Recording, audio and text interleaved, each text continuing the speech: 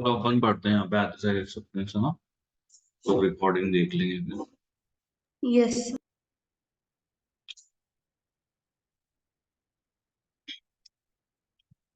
ठीक है, पहली बात तो भाई आपको एथिक्स चाहिए, क्यों एथिक्स होते क्या है ये देख लेते हैं। ठीक है, एक सेकेंड। हाँ भाई, good morning Mahwish. Good morning sir. तो सबसे पहले ये देख लेते हैं कि भाई एथिक्स होते क्या है बेसिकली। एथिकल जो हो एथिक्स जो होते हैं, ये वो मेजर्स होते हैं, ये वो मेजर्स होते हैं जिनसे कि आप किसी पर्सन का प्रोफेशनल बिहेवियर या बिहेवियर जो है वो आप कंट्रोल करते हो। ठीक है, एक बिहेवियर कंट्रोल करने के लिए कुछ आपको स्टेटमेंट्स चाहिए, कुछ आपको गाइडलाइंस चाहिए। गाइडलाइंस आप बोल सकते हो ज्यादातर एथिकल्स को। ठीक है, तो वही गाइडलाइंस है जिनसे कि आप अपने प्रोफेशनल्स का जो है यहाँ पे बिहेव कंट्रोल करते हैं, उस चीज को हम लोग यहाँ पे एथिक्स कहते हैं। ठीक है, अब प्रोफेशनल्स का बिहेव कंट्रोल करने की क्या जरूरत है, बिहेवियर मतलब उनका कंट्रोल करने की क्या जरूरत है। वो इसलिए जरूरत है कि भाई प्रोफेशनल अकाउंटेंट्स जो होते हैं वो पब्लिक इंटरेस्ट में काम कर रहे होते हैं बेटा। ठीक है, उनके कंडक्ट से, उनके काम से जो है वो फाइनेंशियल स्टेटमेंट्स में इंटेंडेड यूजर जो है उसका कॉन्फिडेंस बिल्डअप होता है। As initially in the first chapter we have discuss कि भाई जैसे ऑडिट का पर्पस क्या है। पर्पस ये है कि भाई फाइनेंशियल स्टेटमेंट्स में पब्लिक कॉन्फिडेंस बढ़ाना, डेवलप करना। ठीक है, और अगर प्रोफेशनल अकाउंटेंट्स एक स्टैंडर्ड मैनर में बिहेव नहीं करेंगे, ठीक है, एथिकल मैनर में बिहेव नहीं करेंगे, ठीक है, तो वो कॉन्फिडेंस जो है वो खत्म हो जाएगा। और once that confidence will be lost, ये बिजनेसेस के लिए भी बहुत गलत है, इकोनॉमी के लिए भी बहुत गलत है, क्योंकि जब लोग बाग फाइनेंशियल स्टेटमेंट्स पे ट्रस्ट नहीं करेंगे, ठीक है, तो फंड्स का फ्लो आपकी इकोनॉमी में रुक सकता है ना। पैसा घूमेगा नहीं, लोग इन्वेस्ट करना बंद कर देंगे, यही होगा अल्टीमेटली यहाँ पे। या सुनो, यस सर। ये चीज आई डिफिकल्टली। ठीक है, in order to be trusted the insurance firm need to be independent of their client.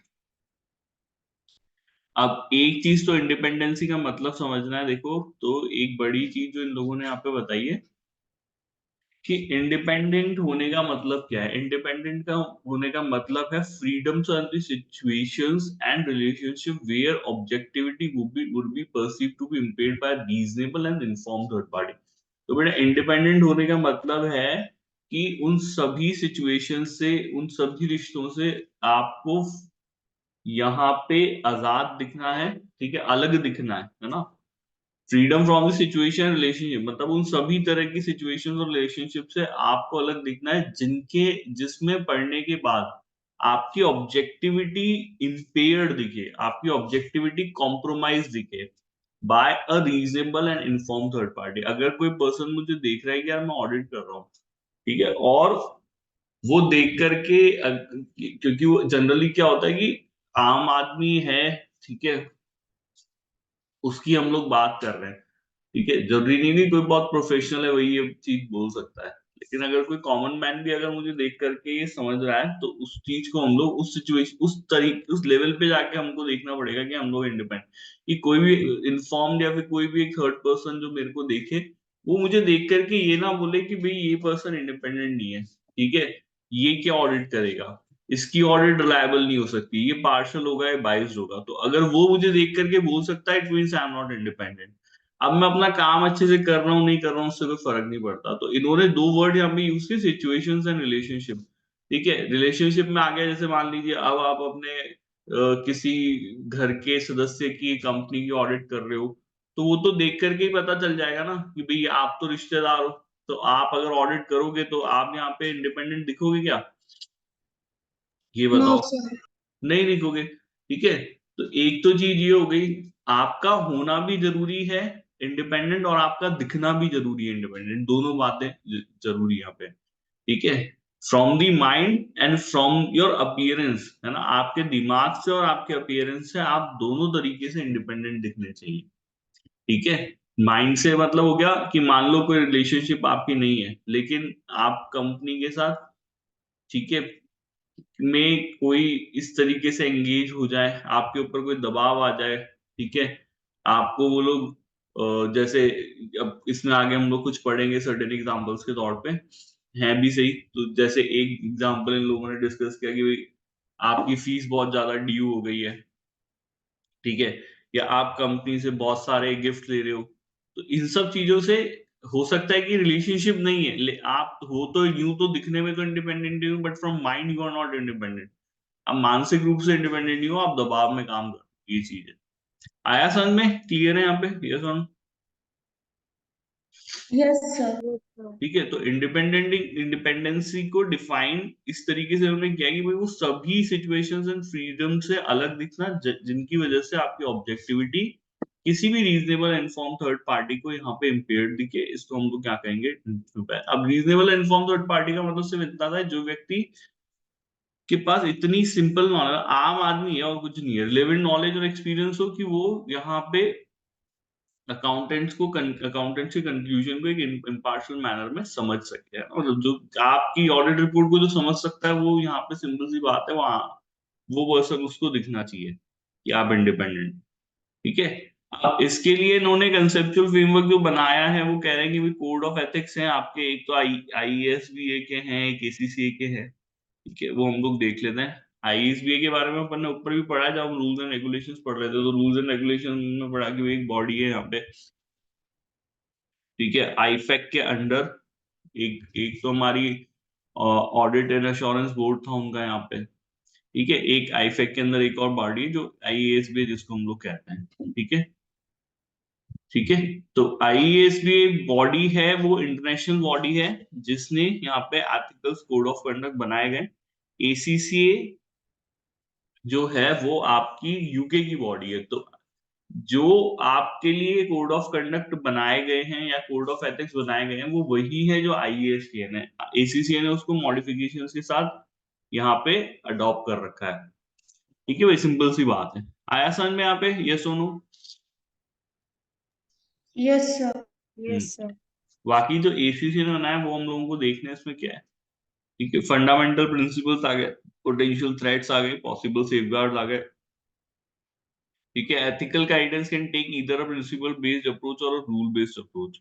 अब दो अप्रोच हो सकती हैं आपकी, एक प्रिंसिपल बेस्ड होती है, रूल बेस्ड होती है। ठीक है, यहाँ पे जनरली जो आईएएसबी और एसीसीए है, इन लोगों ने प्रिंसिपल बेस्ड अप्रोच फॉलो किया। प्रिंसिपल बेस्ड अप्रोच और रूल बेस्ड अप्रोच में क्या फर्क है, इतना सा है, ये है ना, ज्यादा इस पर डिस्कशन नहीं करेंगे।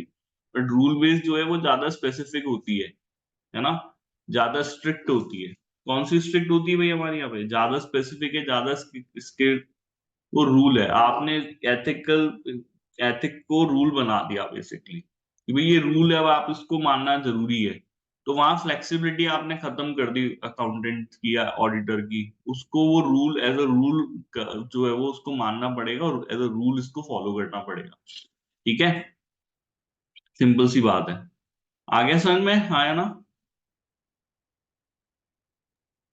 Yes, ये sir. चीज, ये मेजर डिफरेंस है। बाकी चीजें जो इन लोगों ने दी है, इन्होंने बोला कि भाई इसमें तो एज अ गाइडेंस जो प्रिंसिपल बेस्ड अप्रोच होती है, तो आप गाइडेंस की तरह है उसको लेकर के फॉलो करते हो, जबकि वहां पर उसको एक रूल की तरह लेके फॉलो करते हो। ठीक है, यहाँ प्रोफेशनल जजमेंट के लिए जगह है। ऑडिटर्स अपने प्रोफेशनल जजमेंट की बेसिस पे जज करते हैं कि हम एथिक्स फॉलो कर रहे हैं या नहीं कर रहे हैं। वहां पर इस तरह की जरूरत होती नहीं है, आपको अपना दिमाग नहीं लगाना पड़ता, आपके पास रूल है, आप उसको देखो और आपको उसको फॉलो करना है। लेकिन प्रिंसिपल से ज्यादा रूल्स को आपको टाइमली अपडेट करना पड़ता है। देखो, रूल्स समय के साथ पुराने हो जाते हैं, आपको नए रूल बनाने पड़ेंगे। प्रिंसिपल्स जनरली पुराने नहीं होते हैं। डबल एंट्री सिस्टम एक प्रिंसिपल है।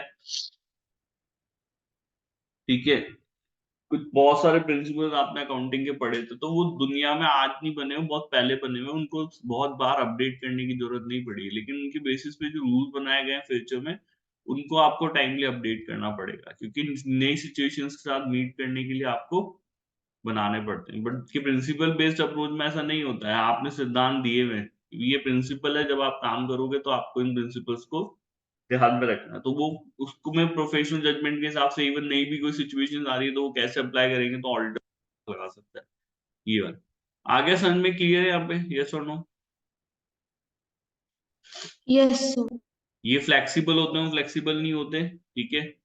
प्रिंसिपल्स को नेशनल बाउंड्रीज के अक्रॉस फॉलो किया जा सकता है ना। अब आईएएस ने अगर प्रिंसिपल दे दिए तो वो प्रिंसिपल हम तो कहीं भी फॉलो करते हैं क्योंकि it is just a principle. लेकिन रूल्स के साथ ऐसा नहीं है, रूल्स के लिए कंट्रीज के अंदर अब सरकारों को या जो भी रेगुलेटरी बॉडीज हैं उनको रूल बनाना पड़ेगा, बिना उसके तो फॉलो नहीं करा सकता। यस और नो? No sir. यहाँ पे आपको स्पेसिफिक रूल्स बनाने के लिए जगह होती है। Can still incorporate space for ethical situations likely to affect many firms virtually able to deal. अब इसमें देखो हर चीज के लिए रूल नहीं, आप नहीं बना सकते, आप कितनी भी कोशिश कर लो, क्या हर चीज के लिए रूल बनाए जा सकते हैं क्या, ये बताइए। No sir. नहीं बनाए जा सकते ना, वर्चुअली इम्पॉसिबल है। प्रिंसिपल्स है वो हर चीज के लिए काम कर सकते हैं, है ना, आप उनको हर चीज में अप्लाई कर सकते हैं। चलिए, अच्छा, क्या ये जो एसीसीए ने कोड ऑफ एथिक्स बनाए हैं इनको मानना जरूरी है, नहीं जरूरी है? और अगर आप नहीं मानोगे तो क्या होगा? देखो, कोड ऑफ एथिक्स को आपको मानना जरूरी है, इट इज कंपल्सरी, ठीक है ना।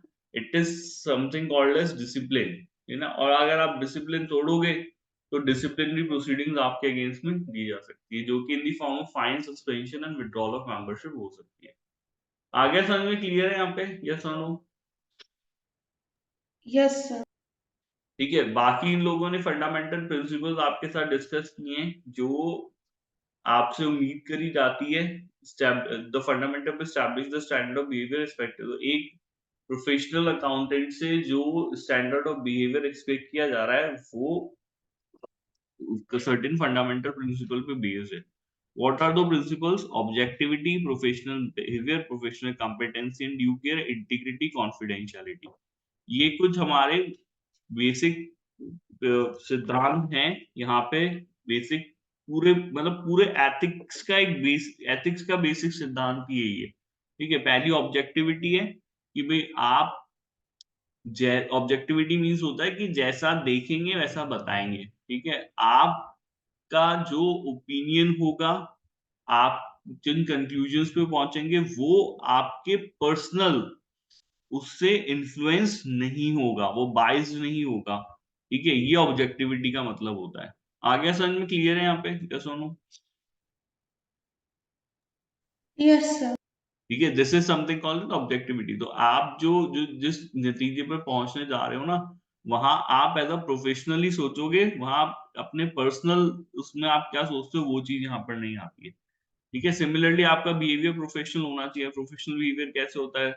जैसे जो भी आपका बिहेवियर होगा वो as per law and regulation होना चाहिए, ठीक है।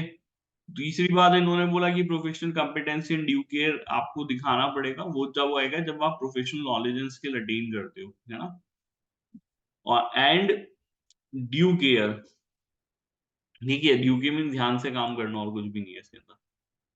ये चीज बोली है, professional accountant must act diligently in accordance with applicable technical and professional standard. तो ध्यान से आपको काम करना चाहिए, प्रोफेशनल कॉम्पिटेंसी आपके अंदर होनी चाहिए। वो कैसे होगी? जैसे आप धीरे धीरे नॉलेज एंड स्किल अटेन करेंगे, ठीक है, वैसे वैसे वो प्रोफेशनल कॉम्पिटेंसी आपके पास आएगी। And it is your duty कि आप ग्रेजुअली धीरे धीरे आप प्रोफेशनल कॉम्पिटेंसी अटेन करो, ठीक है। इंटीग्रिटी होनी चाहिए, मतलब ऑनेस्ट होना चाहिए आपको अपने काम में, बिजनेस रिलेशनशिप में, प्रोफेशनल रिलेशनशिप में। कॉन्फिडेंशियलिटी आपको मेंटेन करनी चाहिए क्लाइंट के बारे में। जो information during the course of interaction as a accountant आपकी हो रही है, एज अ ऑडिटर आपकी हो रही है, तो वो इन्फॉर्मेशन आपको थर्ड पार्टीज के साथ शेयर नहीं करती है unless and until it is required by the circumstances and as per law. चलिए, आगे समझ में क्लियर है यहाँ तक ये सब चीजें तो ड्यूटी?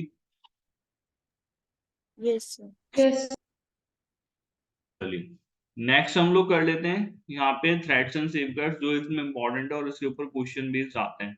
तो आपसे हो सकता है पूछा जाएगा लॉन्ग क्वेश्चंस में भी कि थ्रेट क्या है इसके अंदर और क्या एप्रोप्रिएट सेफगार्ड आपको अप्लाई करना है, ये हम लोग को देखना है, ठीक है। तो बेसिकली एक प्रोसीजर होता है कि जब आप प्रैक्टिस करते हो, ठीक है, तो आपको इस तरीके के थ्रेट्स का आइडेंटिफाई करना। Now if you are audit firm, अगर आप एक ऑडिट फर्म हो तो कोई भी ऑडिट एक्सेप्ट करने से पहले and during the audit, even मतलब ऑडिट करते वक्त भी, दोनों समय जरूरी है, ठीक है। तो कोई भी ऑडिट आप एक्सेप्ट करेंगे, एंगेजमेंट आप एक्सेप्ट करेंगे, ठीक है, तो उससे पहले आपके पास आपकी फर्म के ये प्रोसीजर सेटअप होने चाहिए, जिन प्रोसीजर से हम लोग ये स्टैब्लिश कर सकें यहाँ पे किसी तरह का कोई थ्रेट नहीं है, उस थ्रेट का असेसमेंट हो सके। ठीक है, अगर नेसेसरी, अगर जरूरी है अपनी इंडिपेंडेंस को बचाना, ठीक है, तो उसको, उसके लिए आपके पास प्रोसीजर हो सकते हैं कि भाई कैसे इसको एलिमिनेट करेंगे, अगर हम उसको एलिमिनेट नहीं कर सकते तो कैसे हम उसको एक्सेप्टेबल लेवल तक रिड्यूस करेंगे। ठीक है, ये बेसिकली प्रोसीजर आपकी फर्म में होना चाहिए। आगे समझ में यहाँ पे, यस और नो? Yes, sir. ठीक है, आपके सारे थ्रेड्स 5 हेड्स के अंदर क्लासिफाई किए गए: self interest, self review, familiarity, intimidation and advocacy. ठीक है, सेल्फ इंटरेस्ट जहां पे आपका खुद का इंटरेस्ट आ गया है, अपने क्लाइंट के बिजनेस में अगर आपका इंटरेस्ट आ गया है। ठीक है, सेल्फ रिव्यू जहां पे क्लाइंट के बिजनेस में आपने खुद ने कोई काम किया है जिसको अब as in capacity of auditor आपको खुद को रिव्यू करना है। फैमिलिटी जहां आपके क्लाइंट के साथ लंबे समय से जान पहचान है। ठीक है, इंटिमिडेशन जहां पर डर आ गया है, जहां पे आपके मन में फियर आ गया है, डर आ गया है, वो इंटिमिडेशन है। एडवोकेसी जहां पे आपने अपने क्लाइंट को रिप्रेजेंट किया हो, ठीक है, उसके इंटरेस्ट के बारे में सोचा हो, ठीक है, उस केसेस में एडवोकेसी आ जाता है। ठीक है भाई, सबके टर्म्स समझ में आ गए क्या मतलब है टर्म्स का? Self interest, self view, familiarity, intimidation, advocacy. Yes, sir. Yes, sir.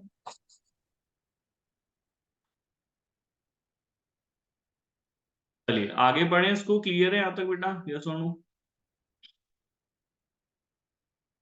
फटाफट से सेल्फ इंटरेस्ट थ्रेड्स देख लेते हैं यहाँ पे। तो सेल्फ इंटरेस्ट थ्रेड्स कब कब आते हैं? एक आता है फीड इंडिपेंडेंसी पे। ठीक है, where the auditor the financial or other interest in that will inappropriately influence the judgment of behavior। तो जब किसी ऑडिटर का फाइनेंशियल या कोई दूसरा इंटरेस्ट आ जाता है अपने क्लाइंट के बिजनेस में, जिसकी वजह से उसका जजमेंट और बिहेवियर इनएप्रोप्रिएटली इन्फ्लुएंस हो, इसको हम लोग फाइनेंशियल इंटरेस्ट बोलते हैं। सेल्फ इंटरेस्ट की कैटेगरी में आएगा ये। फी की डिपेंडेंसी एक मेजर है। फी डिपेंडेंसी कब हो गई भाई? आपका कोई क्लाइंट है और आप मेजरली उसके ऊपर डिपेंडेंट हो, मेरा घर चल ही उसके काम से रहा है, अगर वो काम छीन लेगा तो मेरा घर नहीं चलेगा, ऐसा। हालांकि ये बात तो गलत है। तो इतना तो डिपेंडेंट नहीं होना चाहिए आपको किसी क्लाइंट के ऊपर, क्योंकि फिर आपके अंदर एक डर आ जाएगा कि अगर इसने मेरे से काम ले लिया या इसने मुझे रिमूव कर दिया from the position of the auditor, तो मेरा तो घर कैसे चलेगा। तो जब इस तरीके का डर आ जाएगा, क्या आप इंडिपेंडेंटली अपना काम कर पाओगे? क्या आप इंडिपेंडेंटली अपना ओपिनियन दे पाओगे? क्या आप अनबाइस्ड तरीके से, अनपार्शल तरीके से जो है वो इश्यूज उसके सामने लेकर के आओगे कि हाँ भाई ये इश्यूज हैं जिनको आपको कंसर्न है, या इन चीजों को सुधारना है आपको? आप बोल पाओगे ये सब चीजें? ये सोचिए। No, sir. नहीं No, बोल sir. पाएंगे। तो अगर आप फीस के लिए लार्जली डिपेंडेंट है, ठीक है, और one partner on one office of the firm, तो ऐसे केसेस में आप फीस अब यहाँ पर कुछ इन लोगों ने चीज यहाँ पे बताई है, कुछ इवन रिलेवेंट रूल्स भी हम लोगों को दिए कि भाई इससे ज्यादा फीस डिपेंडेंट आपके उसके ऊपर नहीं होती है। ठीक है, तो factor relevant when evaluating the threat. तो इस तरीके के थ्रेट को जब आप देख रहे होते हो कि भाई कहीं हम फीस के लिए डिपेंडेंट तो नहीं है या हो जाएंगे, ठीक है, once while you are engaging with any of the client, आपको ये देखना पड़ेगा कि कहीं हम इसके ऊपर फीस के लिए डिपेंड नहीं। ठीक है, तो ये देखने के लिए क्या करें, operating structure of the firm को समझें, whether the firm will is a well established और the significance of the client to the firm. ठीक है, ये फैक्टर्स। और ये कौन सी फर्म की बात कर रहे हैं बेटा? ये हमारे ऑडिट फर्म की बात कर रहे हैं। ठीक है, हमारी खुद की ऑडिट फर्म के ऑडिट ऑपरेटिंग स्ट्रक्चर क्या है, ठीक है, हमारी फर्म वेल एस्टेब्लिश्ड है या नहीं है, और इसके लिए क्लाइंट की फर्म के लिए क्लाइंट की क्या सिग्निफिकेंस है। तो नई नई ऑडिट फर्म होती है उसके लिए क्लाइंट, नया क्लाइंट बनना बहुत सिग्निफिकेंट होता है नहीं होता? या फिर कोई बड़ा क्लाइंट बनना, छोटे मोटे क्लाइंट्स तो चलो आते रहते हैं उनके लिए तो आप फीस के लिए डिपेंडेंट नहीं हो जाओगे, लेकिन उनका अगर कोई बड़ा क्लाइंट आएगा और फर्म बहुत छोटी फर्म है, उतना बड़ा ऑपरेटिंग स्ट्रक्चर उसका नहीं है, तो उसके लिए वो क्लाइंट बहुत सिग्निफिकेंट हो जाएगा कि यार इतना बड़ा क्लाइंट मिलेगा, अच्छी फीस आएगी, ये सब चीजें होगी। तो ये कुछ फैक्टर्स होते हैं जो आपको बेटा देखने पड़ते हैं। आया समझ में आप पे, यस और नो? Yes, sir. ठीक है, अच्छा, अब इन्होंने नॉन लिस्टिंग क्लाइंट्स और उसके लिए जो रेमेडी यहाँ पे प्रिस्क्राइब करी है, जो सेफ गार्ड यहाँ पे प्रिस्क्राइब किए हैं, वो थोड़े अलग अलग प्रिस्क्राइब किए हैं। तो ये कह रहे हैं कि अगर आप नॉन लिस्टेड क्लाइंट हो और अगर if fees from N audit client, अगर कोई ऐसा आपका क्लाइंट है जिसकी लार्ज फीस जो है वो लार्ज प्रोपोर्शन है हमारी फर्म की टोटल फीस की, तो ऐसे केस में फर्म को इम्प्लीमेंट करने चाहिए सेफ गार्ड्स। या तो अपना क्लाइंट बेस आप इंट्रोड्यूस करो, मतलब आपके पास और क्लाइंट लेकर के आओ ताकि आपकी फीस की जो डिपेंडेंसी है वो रिड्यूस हो।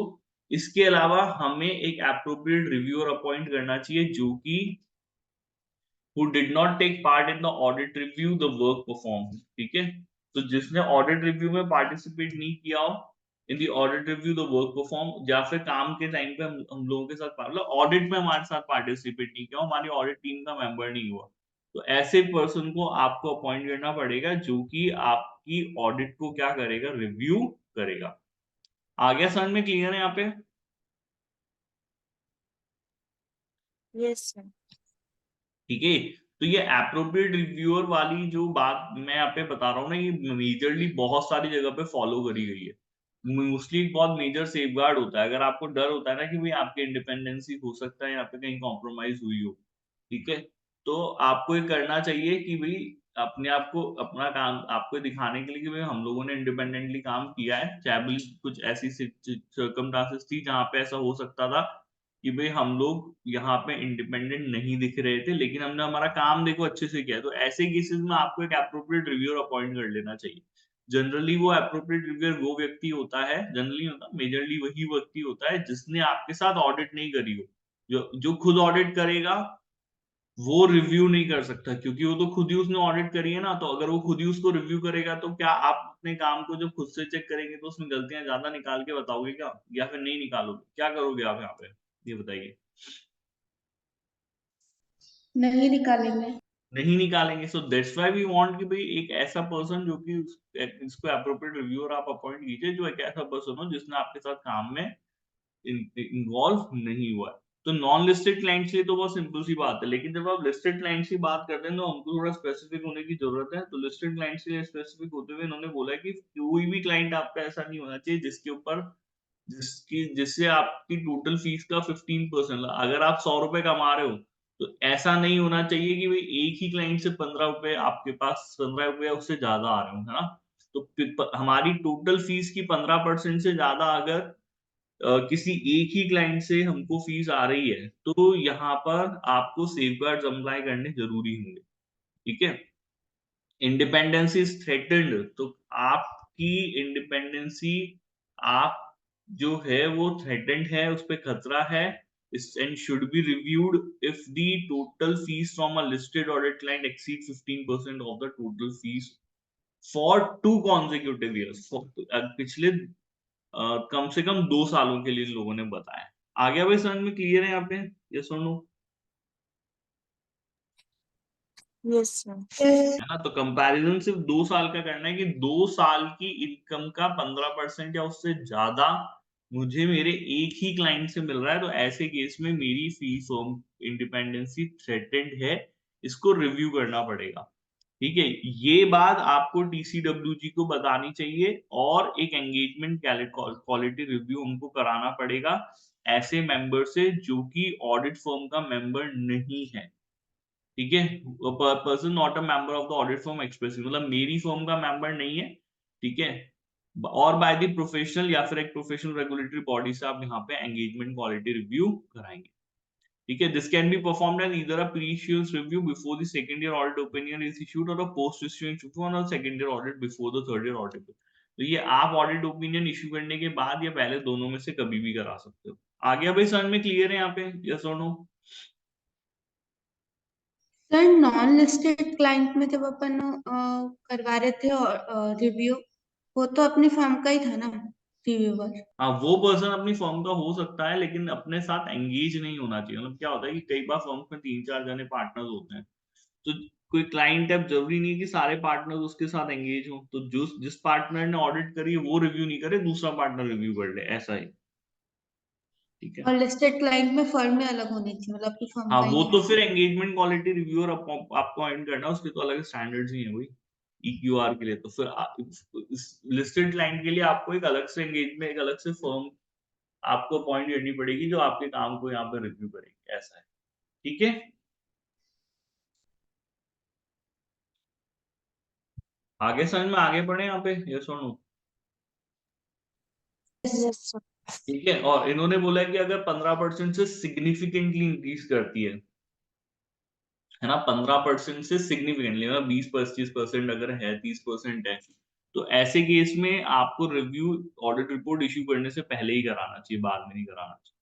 क्लियर है, समझ में आ गया यहाँ पे, यस और नो? Yes sir. नेक्स्ट हमारा गिफ्ट्स एंड हॉस्पिटैलिटी आ जाता है कि आपको गिफ्ट्स एंड हॉस्पिटैलिटी नहीं लेनी चाहिए अनलेस एंड अनटिल वो बहुत छोटे हों, जिनसे लोगों को देख करके ये नहीं लगे कि आप यहाँ पे बिक गए हो, है ना, ये चीज है। तो कोई भी गुड सर्विसेज या हॉस्पिटलिटी आपको ऑडिट क्लाइंट से नहीं लेनी चाहिए, इससे सेल्फ इंटरेस्ट, इंटिमिडेशन और फैमिलिटी ऐसे थ्रेट्स क्रिएट होते हैं, और आप अपने आप को क्लाइंट से इंडेप्टेड फील करते हैं, आपको ऐसा लगता है कि मैंने उससे कुछ लिया है, ठीक है, जिसके बदले में मुझे उसे यहाँ पर कुछ करके देना पड़ेगा, तो इस तरह का नहीं सिचुएशन अराइज होनी चाहिए, इसलिए आपको नहीं। तो unless and value is trivial and inconsequential, उसने आपको बहुत छोटी मोटी कोई चीज गिफ्ट में दे दी है तो एक अलग बात हो सकती है, ठीक है। तो जो ट्रिवियल एंड इनकॉन्सिक्वेंशियल है but which are intended to improperly influence, लेकिन आपको ये ध्यान देना है कि कहीं मुझे ये मेरा बिहेवियर इन्फ्लुएंस करने के लिए तो नहीं दी गई, बस इतनी सी बात। कंपनी के शेयर्स और फाइनेंशियल इंटरेस्ट आपके पास नहीं होना चाहिए, मतलब जिस कंपनी को आप ऑडिट कर रहे हो उसके शेयर्स आपने नहीं खरीदे हो, या आपका कोई दूसरा फाइनेंशियल इंटरेस्ट उसमें नहीं होना चाहिए। जब वो फाइनेंशियल इंटरेस्ट तो मनी से ही आता है, पैसे से आता है फाइनेंशियल इंटरेस्ट तो, यस सर। ठीक है। तो आप किसी भी तरीके से मनी, पैसों का ज्यादा लेन देन उस मतलब होना ही नहीं चाहिए, पहली बात तो, अदर देन योर फीस, आपका financial interest limited to your fees होना चाहिए, उसके अलावा और कोई फाइनेंशियल इंटरेस्ट आपका होना नहीं चाहिए, ठीक है। तो ना तो आप कंपनी के शेयर खरीदेंगे, ना डिबेंचर्स खरीदेंगे, ना कोई दूसरे तरीके से उसको उधार देंगे, ना उधार लेंगे, तो ये सब चीजें आपको नहीं करनी, ठीक है। When evaluating the factor which should be considered include who hold the financial interest and whether the financial interest is direct। तो जब इस तरह के थ्रेट का आप इवेल्युएशन कर रहे हैं कि कहीं भाई इस क्लाइंट के साथ मैं फाइनेंशियल थ्रेट तो नहीं है मेरे ऊपर, तो उस केसेस में आपको ये देखना है कि भाई हमारी फर्म में कौन ऐसा पर्सन है जिसका फाइनेंशियल इंटरेस्ट है, और वो फाइनेंशियल इंटरेस्ट डायरेक्टली है या इनडायरेक्टली, ये चीज देखनी पड़ेगी। A direct or material indirect financial interest in the audit client must not be held by the firm or an। तो डायरेक्टली इनडायरेक्टली कोई भी किसी भी तरीके का material financial interest audit client के साथ नहीं होना चाहिए, ठीक है। फर्म का नहीं होना चाहिए, फर्म का नहीं होना चाहिए ना। What is network firm? Network firm भाई हम किसको बोलते हैं यहाँ पे, व्हाट इज नेटवर्क फर्म, ठीक है। ये हमारी ऑडिट फर्म है, ठीक है। अब ऑडिट फर्म में 3 पार्टनर्स हैं, A is partner, B is partner, C is partner, ठीक है। इस फर्म का नाम है XYZ पार्टनर्स, ठीक है। एक पार्टनरशिप फर्म और है, ठीक है, एक ऑडिट फर्म और है जिसका नाम है, से फॉर एग्जांपल यहाँ पे EFG पार्टनर्स, ये नाम है, ठीक है। और ये जो हमारा सी है वो इस पार्टनरशिप फर्म में भी पार्टनर है। तो ABC, ठीक है, ये और ये आपस में कंसीडर्ड करी जाएंगी नेटवर्क फर्म। क्या कंसीडर करी जाएंगी बेटा यहाँ पर? ये आपस में नेटवर्क फर्म। तो जहां पे आपका पार्टनर किसी दूसरी पार्टनरशिप में है तो वो कॉमन पार्टनर हो गया है यहाँ पे, वो आपके पास भी पार्टनर है, वो किसी दूसरी पार्टनरशिप फर्म में भी पार्टनर है। तो इनडायरेक्ट इंटरेस्ट कैसे क्रिएट हो जाता है कि भाई आपका तो ऑडिट की क्लाइंट के अंदर कोई इंटरेस्ट नहीं है, फाइनेंशियल इंटरेस्ट आपने ये सब देख लिया कि यहाँ पे हम तो किसी तरीके का फाइनेंशियल इंटरेस्ट होल्ड नहीं करते, लेकिन जो मेरी नेटवर्क फर्म है, मतलब मेरी फर्म में पार्टनर जो है वो जिस दूसरी फर्म के अंदर पार्टनर है, वो पार्टनरशिप फर्म यहाँ पे फाइनेंशियल एक सिग्निफिकेंट फाइनेंशियल इंटरेस्ट होल्ड करती है, ठीक है। तो ये भी मेरी इंडिपेंडेंस के लिए थ्रेट की तरह ही कंसीडर किया जाएगा। आ गया समझ में? क्लियर है बेटा यहाँ पे, यस और नो? यहाँ पे यस सर। तो फाइनेंशियल इंटरेस्ट आपकी खुद की फर्म का भी नहीं होना चाहिए क्लाइंट के बिजनेस में, और आपकी जो नेटवर्क फर्म्स हैं, ठीक है, जहां पे आपकी पार्टनरशिप फर्म में आपकी ऑडिट फर्म में जो आपके पार्टनर्स हैं वो उन पार्टनरशिप फर्म्स में या ऑडिट फर्म्स में अगर पार्टनर है तो उनका भी इनडायरेक्टली उनका भी किसी तरह का कोई इंटरेस्ट नहीं हो, ये आपको कंसीडर कर लेना, ये आपको पता कर लेना चाहिए। ठीक है, ऑडिट टीम मेंबर का नहीं होना चाहिए। इसके अलावा मेरी जो टीम है खुद की, मेरे पार्टनर्स जो हैं, मेरे पार्टनर्स के अलावा मेरी जो पार्टनर्स के अंडर मेरे दूसरे नीचे लोग काम कर रहे हैं, जो साथ में एसोसिएट हैं, इंटर्न्स हैं, ठीक है, या फिर अगर पार्ट मेरी ऑडिट फर्म के एम्प्लॉयज हैं जिनको मैंने सिर्फ जनरली ऑडिट करने के लिए अपने अंडर अपॉइंट कर रखा है, तो उनमें से किसी का भी यहाँ पर इमीडिएट उनका या उनके immediate family of a team member का, तो मेरी ऑडिट टीम जो होगी उनका या उनके इमीडिएट फैमिली मेंबर का भी फाइनेंशियल इंटरेस्ट नहीं होना चाहिए। सेकंड पॉइंट भी क्लियर हो गया यहाँ पे, यस और no? Yes sir. A partner working in the office connected with the audit engagement partner, ठीक है, a partner working in the office, ठीक है, connected with the audit engagement partner। ये बोल रहे हैं कि भाई कोई पार्टनर जो कि ऑफिस में हमारे काम कर रहा है, ठीक है, जो कि ऑडिट एंगेजमेंट पार्टनर के साथ एंगेज है, और कुछ भी नहीं है, कहने का मतलब मेरी जो ऑडिट फर्म है उसमें कोई दूसरा पार्टनर है, ठीक है, ये इन्होंने यहाँ पे बोला है। क्लियर है, समझ में आ गया यहाँ पे, यस और नो? इसको यस ऐसे समझ लो, हाँ, थोड़ा सा अगर कंफ्यूजन है बता दो। जैसे ए हमारा ये जो है ये एंगेजमेंट पार्टनर है, क्या है भाई ये हमारा, ये हमारा है। तो क्लाइंट की ऑडिट फर्म जो बनी है उसमें एक को एज एंगेजमेंट पार्टनर जो है वो एंगेज किया गया, बाकी सर नहीं, ठीक है ना, बाकी सारे दूसरे नहीं है, ठीक है। अब बी लेकिन साथ में काम तो करता ही है ए के, ये इन्होंने बोला partner working in the office connected with the engagement partner, तो बी इज अ पार्टनर जो ए के साथ ऑफिस में काम कर रहा है, सीधी सी बात है, यस और नो? तो ए का तो नहीं होना चाहिए, बी का भी नहीं होना चाहिए ना इंटरेस्ट, तो ये बात हम बोल रहे हैं, हाँ या ना? Yes sir. है ना, ऑडिट फर्म और इंडिविजुअल पार्टनर्स में फर्क होता है। ऑडिट फर्म तो कलेक्टिव वर्ड है, सबको कलेक्टिवली ऑडिट फर्म रेफर कर दिया हमने, A B and C, they are collectively referred as audit firm, they are collectively referred as a partnership firm, ठीक है। Now any partner providing non audit services to the audit client, इसके अलावा कोई भी दूसरा पार्टनर जो कि non audit services client को प्रोवाइड करता है, it is also creating a material financial relationship, है ना। आप तो नहीं कर रहे हो, लेकिन बी या सी से, फॉर एग्जांपल सी वो पार्टनर है जो आपके क्लाइंट को नॉन ऑडिट सर्विसेज देता है, ठीक है। अब मैंने क्या बताया, देखो फाइनेंशियल इंटरेस्ट किस चीज से क्रिएट होता है, वो पैसों से क्रिएट होता है, तो पैसों का लेन देन आपका नहीं होना चाहिए other than your own fees. तो अब ये तो ऑडिट की फीस नहीं है, तो दूसरा कोई काम कर रहा है, उस चीज का पैसा आ रहा है, उससे भी फाइनेंशियल इंटरेस्ट क्रिएट हो गया। आगे समझ में क्लियर है यहाँ पे, यस और no? Yes sir.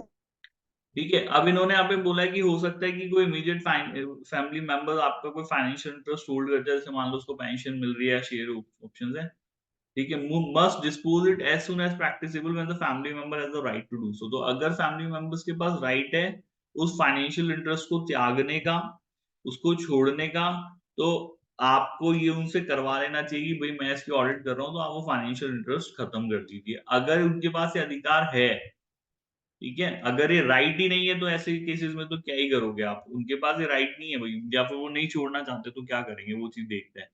Financial interest received indirectly bye inheritance और गिफ्टेड मस्ट बी डिस्ट्रीब्यूटेड। अब ये फाइनेंशियल इंटरेस्ट आप कह रहे हो कि भाई ये मेरे को नहीं मिला, ये मेरे को इनहेरिटेंस में मिला था, मेरे पापा के पास शेयर्स थे कंपनी के, ठीक है, उन्होंने मेरे क्लाइंट की कंपनी के शेयर खरीदे हुए थे, ठीक है, अब वो नहीं रहे तो उन्होंने मेरे उनकी बाद ये सारे शेयर्स मेरे ऊपर आ गए, तो मैं तो होल्ड नहीं करता था, मेरे फादर करते थे, या ये कोई और दूसरा पर्सन करता था जिसने मुझे गिफ्ट किए, एग्जाम्पल के तौर पे, it will be still considered as the financial interest, उससे कोई फर्क नहीं पड़ता कि वो आपको इनहेरिटेंस में मिले या कहीं और से मिले। आगे समझ में, आपको इसको dispose, if you have the option, इसको आप डिस्पोज कीजिए इमीडिएटली। आगे समझ में बेटा यहाँ पे क्लियर है ये चीज, यस भी और नो? Yes sir. ठीक है। अब अगर कोई भी ऑडिट टीम मेंबर का कोर्स फैमिली मेंबर यहाँ पे डायरेक्ट और मटेरियल फाइनेंशियल इंटरेस्ट होल्ड करता है ऑडिट क्लाइंट के पास में, तो ऐसे पर्सन को, मतलब कि से फॉर एग्जांपल कि ए बी एंड सी, ए वो पर्सन है जो कि यहाँ पे सिग्निफिकेंट नहीं, ए नहीं, ए का फैमिली मेंबर है, ए का फैमिली मेंबर जो है वो यहाँ पे फाइनेंशियल इंटरेस्ट होल्ड करता है। अब जैसे ही आपको पता चलेगा, आप इसको ऑडिट टीम में से क्या कर दोगे, एक्सपेल कर दोगे।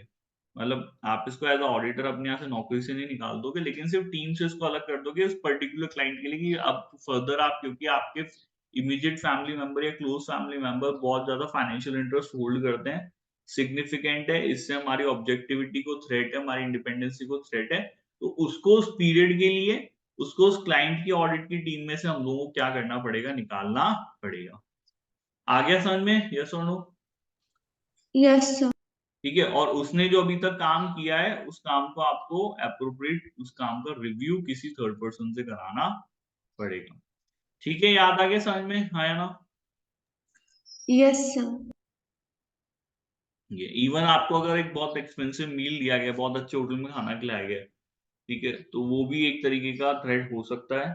ये आपको ऑडिट एक्सेप्ट करने से पहले देखना चाहिए कि भाई मैं जो है, मेरी थ्रेट जो है वो यहाँ पर कॉम्प्रोमाइज है या नहीं। ठीक है भाई, समझ में आ गया? नेक्स्ट पढ़े, यस और नो?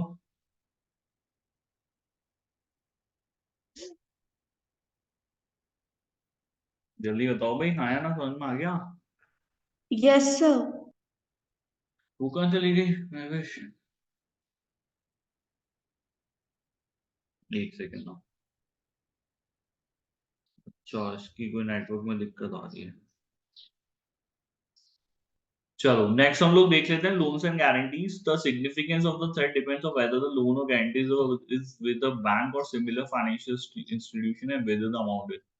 ठीक है ना, तो अभी देखना पड़ेगा कि कोई लोन या गारंटी तो आपने आपको नहीं दी गई है या आपके बिहाफ पर तो नहीं दिया गया है। ठीक है, और वो जो लोन एंड गारंटी दी है वो मटेरियल है या नहीं। ठीक है, loan and guarantee to audit clients are not permitted. तो आपको ऑडिट क्लाइंट, अपने ऑडिट के अपना आपका जो क्लाइंट है उसको किसी तरह का लोन नहीं देना है, उसके बिहाफ पे किसी तरह की कोई गारंटी नहीं देनी है, इससे फाइनेंशियल इंटरेस्ट क्रिएट होगा। वो पैसे का ही लेन देन है, फाइनेंशियल इंटरेस्ट ले दे करके, यस और नो? Yes sir. तो आप ना तो कोई पैसा उधार के तौर पे उसको देंगे और ना ही उसके बिहाफ पे कोई गारंटी देंगे। ठीक है, unless immaterial to the firm और इंडिविजुअल मेकिंग द लोन और गारंटी एंड द क्लाइंट। तो अनलेस इमटेरियल, जब तक कि वो बिल्कुल इमटेरियल अमाउंट नहीं हो तब तक के लिए तो यहाँ पर परमिटेड नहीं है। Loans and guarantee between an audit client which is a bank और a similar financial institution, the firm, the audit team member और their immediate family, they are not made under the normal lending procedure, terms and conditions are not provided. तो अब इन्होंने बताया कि भाई loans and guarantee between an audit client, तो पहली बात तो ना तो लोन लेना है उनसे ना लोन देना है उनको, ना उनकी गारंटी देनी है ना उनसे गारंटी दिलवानी है। दोनों चीजें नहीं होनी चाहिए, मतलब आपको लोन देना भी नहीं है उनसे और आपको लोन लेना भी नहीं है उनसे। ठीक है भाई, समझ में आ गई यहाँ पे, यस और नो? Yes sir. ठीक है, to audit clients are not permitted unless to the firm और इंडिविजुअल मेकिंग द लोन और guarantee and the client, loans and guarantee between an audit client which is a bank और similar file. तो अब क्या होता है कि मान लीजिए कई बार ऐसा हो सकता है कि भाई bank audit client which is a bank, आपका ऑडिट क्लाइंट जो है वो बैंक है, या फिर बैंक जैसा ही कोई सिमिलर फाइनेंशियल इंस्टीट्यूशन है, सिर्फ नॉन बैंकिंग फाइनेंशियल कंपनीज होती हैं, या फिर बैंक जैसी ही कोई दूसरी फर्म है। The audit team member or the immediate family member that are not made under the normal lending procedure terms and, तो हम क्या कह रहे हैं कि अगर मान लीजिए हमारा ऑडिट क्लाइंट बैंक ही है, तो आपने उससे कोई लोन लिया एज अ ऑडिटर, आप हो लेकिन आपने उस बैंक से लोन लिया हुआ है, या आपके परिवार वालों ने उससे कोई लोन लिया हुआ है, ठीक है, तो वो तभी अलाउड है जब वो नॉर्मल लैंडिंग प्रोसीजर्स के अंडर दिया जाए।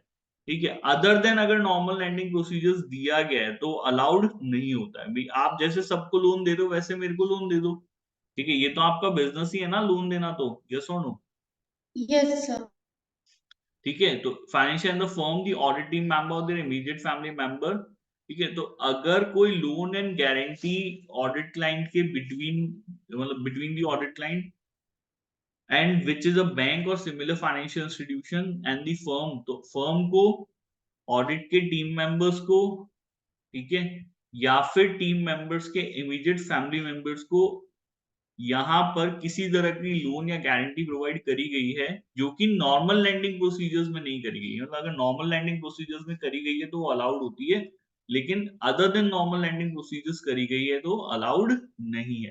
तो ये सिर्फ और सिर्फ ऐसे क्लाइंट्स के लिए लिखा है बेटा जो क्लाइंट्स या तो बैंक्स हैं या फिर हमारे फाइनेंशियल इंस्टीट्यूशंस हैं। अदर देन किसी से भी आप लोन्स और गारंटीज नहीं ना तो ले सकते हैं ना दे सकते हैं। आगे समझ में क्लियर है यहाँ पे, यस और नो?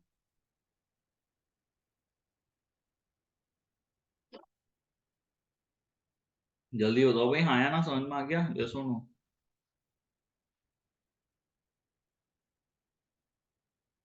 नहीं पढ़ा, इसको आता हूँ।